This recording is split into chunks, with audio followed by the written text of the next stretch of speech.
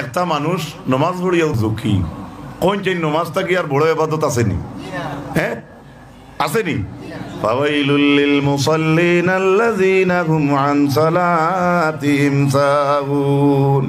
কত বড় ইবাদত, আল্লাহ এখন মুসল্লি হলোর মাঝে এক গুরুত্ব ঝুঁকি।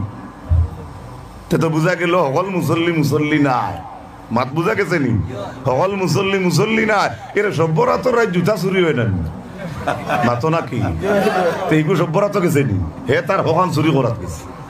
এর বাদে জিকাইলে এ হে বুলে আই গেছি 11 মাস 29 দিন ফাউরিলে না, আই ফাউরিলে মাতে খারাপ পড়াইনি।